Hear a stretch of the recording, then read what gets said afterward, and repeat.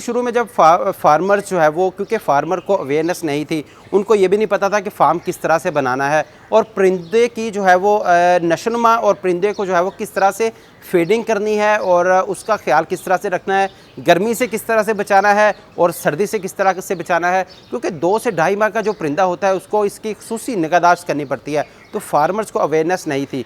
शुरू में जब फार्मर्स नीचे जो है वो रेत उन्होंने बिछाना शुरू कर दी और वो परिंदे रेत खाते थे, जिस वजह से वो चौक हो जाते थे। उसके अलावा जो है वो पानी के बर्तन जो है वो मुनासिब नहीं रखे गए थे, क्योंकि परिंदे पानी नहीं पीते थे, तब भी उनके अंदर काफ़ी मसले मसाइल शुरू हो जाते थे।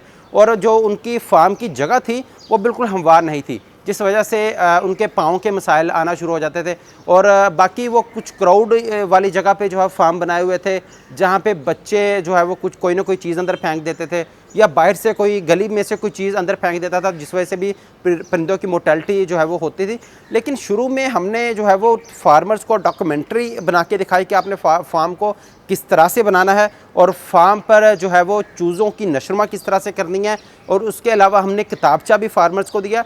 तो ये आपको पता है कि हमारे जो फार्मर्स हैं वो ज़्यादा पढ़े लिखे तो होते नहीं हैं, तो इस वजह से काफ़ी मसले मसाइल शुरू में आए। लेकिन अब जो फार्मर आ रहे हैं मार्केट के अंदर, तो उनको मसले मसाइल से वो बच रहे हैं। इनकी मोर्टेलिटी, आप इसकी मोर्टेलिटी जो वेदर के हिसाब से भी आप देखते हैं कि कुछ इलाकों का जो मौसम है वो बहुत अच्छा है।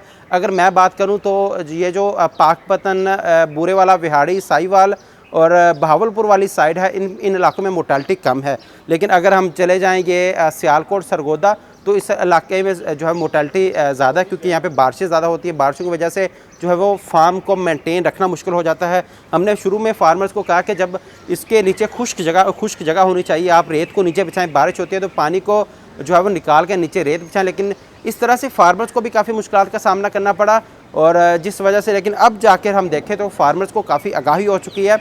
अब जो फार्मर ट्रेन हो चुके हैं और ट्रेन जो है वो बर्ड्स को का बेहतरीन ख्याल रखें।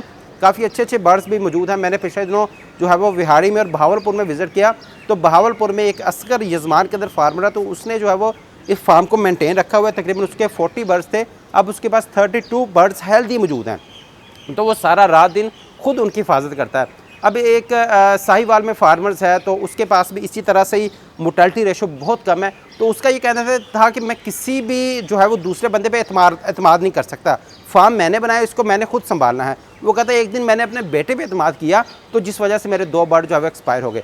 तो इसलिए इसमें ख़ास तौर पर ये चीज़ है कि जो फार्मर खुद है वो खुद फार्म पर आए, खुद फार्म को देखे और इसकी जो है मैनेजमेंट खुद से करे।